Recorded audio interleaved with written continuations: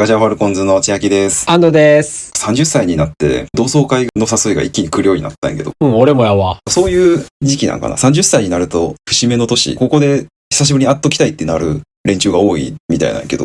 ここを逃したら、もう当分集まらんってのもあるからじゃない。20代前半は大学卒業して忙しくて、20代後半になっていろいろ社会的にも仕事に慣れて落ち着いて。結婚しとるやつもおれば、子供がおるやつもおったり、家買ったりな、マイホーム持ってるやつもおるから、そっからで仕事もどんどんな、忙しくなってって、子育てとで。そこ逃したらもう会うタイミングっていうのは完全になくなっていくんか。そうやな。同窓会の誘いがさ、来とるって話やけど、同窓会行きたい？いや、私は行きたくないですね。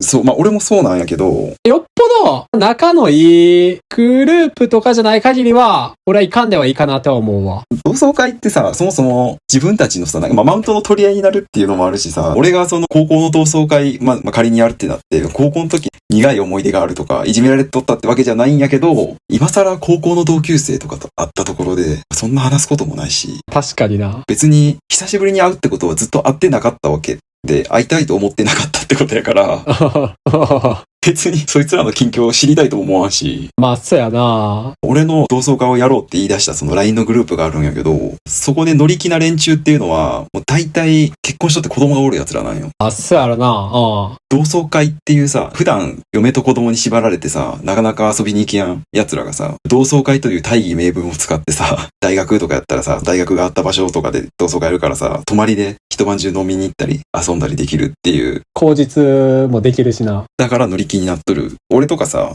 別に独身やからさ、そんな別にそんななくたって別に普段からさ、朝まで飲み歩こうとか飲み歩けるわけやし、なんかそいつらの嫁子供か、家族から離れて遊ぶ大義名分を作るためになんか使われてるんじゃないかっていうさ。いや、ひねくれとるけどな。しかもな、多分な、この30歳の同窓会で来る奴らなんて、そういう家族が離れて遊びたいか、女性やったら、独身女性やったらもうちょっとワンチャン狙って来るような奴らしかおらんのっちゃうかなと思うけどな。実際そうやな。あとは仕事に対してのステータスっていうか、自分はこういう仕事やってこんだけすごいやだって。年収マウント取りに行くんだろ？そう。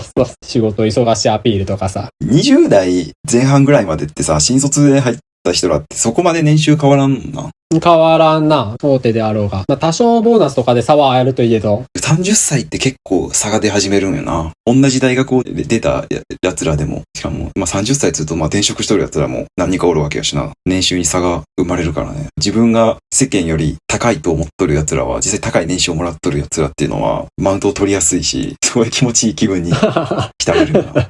だいたい年収聞いてくるやつっていうのは、年収が高いやつにそういう傾向があるから、聞いてほしいんじゃない？高い自覚があるやつやんな。俺の友達でやっぱ年収マウントを取ろうとするやつがおるんやけどさ。やっぱ、そういうやつってあんまりデリカシーなく年収いくらなんて聞いてくるんよ。普通に。普通さ、あんま年収いくらなんて聞きにくいやんな。聞きにくいな。てか、そんなに他人の年収知りたいかな？確かにな。別に自分が満足しとったらいいというか、別に他人の年収、比べるもんでもないしな、別にな。そう。自分が満足しとったらな。そう、年収なんてさ、上見ればキリないし、下見てもキリないからな。年収マウント取るやつは、俺に年収聞いてきて、でも俺年収聞かれるのも言うのも好きじゃないからさ。適当に400万って言ったん。そん時な、そいつ嬉しそうやったな。すごいな。もうこぼれんばかりの笑みでな。俺やったら足らんわ、みたいな。なんか。知るかつのだ。お前さ、本当に400なくても家庭持っとる人だっておるしさ、その基準でさ、人と比べるっていうのは。話はそれたけど、そういう奴らが同窓会におるわけよな。確かにな。あと、あれやんな。この時期、同窓会で久しぶりに会いたいから行くっていうのはさ、普通に仲良かったら同窓会じゃなくても頻繁に会っとるからさ、そこで久しぶりに会うやつっていうのは、そもそも仲良くない奴らなんよな。結局口実が。同窓会っていう集まりがないと会わん程度の連中ってことやもんな。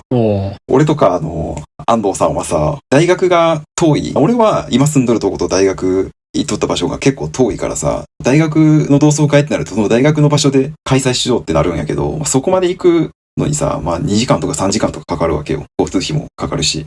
そこまでのコストをかけて行くもんじゃないよね、同窓会って。そうやな。大体そういうのって LINE グループでさ、同窓会しようってなるやん。そう。なんか久しぶりにそういう LINE グループが動き出してさ。